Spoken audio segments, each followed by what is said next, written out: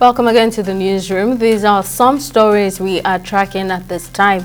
The sole administrator of Rivers State, retired Vice Admiral Ibok Ete Ibas, and other key functionaries are to appear before the Joint National Assembly Ad Hoc Committee to oversee emergency rule in Rivers State to defend the state's 1.48 trillion 2025 budget. According to a statement by the upper chamber, the Senate assured Nigerians that it is determined to ensure the people of Rivers State are not shortchanged due to the declaration of emergency rule by President Bola Tinubu on March 18. The Nigeria Police Force has commenced disciplinary proceedings against 6 officers, including their supervisory officer and a chief superintendent of police, following their involvement in a viral extortion video along the Benin bypass in Edo State. Providing an update on Tuesday, the NPF, in a statement on its official X handle, disclosed that on arrival, the 6 officers were brought before the Inspector General of Police, Kayode Egbetokun, who described their actions as shameful, distasteful, and utterly unacceptable. An operative of the Economic and Financial Crimes Commission, EFCC, has told a Lagos court that former governor of the Central Bank of Nigeria, Godwin Emefiele, allegedly received $17.1 million in cash through a proxy in 3 years.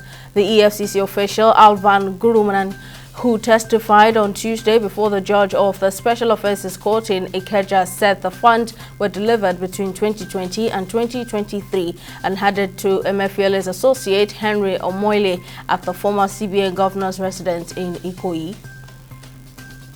And the Nigerian government has inaugurated a presidential committee on digital public infrastructure to coordinate the strategic rollout of Nigeria's digital future in a bold step towards accelerating the country's digital transformation.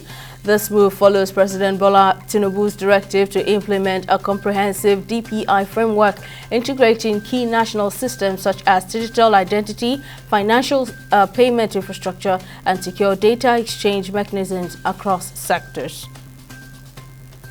On business, the Nigerian Financial Intelligence Unit has alerted financial institutions to the surge in suspicious financial transactions from Nigeria to 2 emerging hotspots for illicit financial flows, that's Hong Kong and Dubai. The NFIU also urged financial institutions, designated non-financial businesses and professionals and their regulators to apply enhanced due diligence, robust transaction monitoring, and comprehensive reporting measures to transactions linked to these countries to detect, prevent, and report suspicious financial transactions to mitigate the impact of this emerging threat.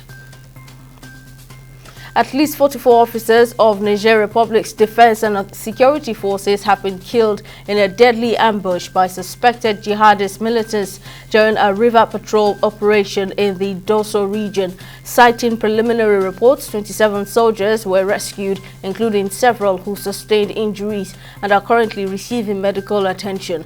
Authorities have launched a search and recovery operation in the Falme area while reinforcing security across vulnerable sectors in Doso and surrounding regions.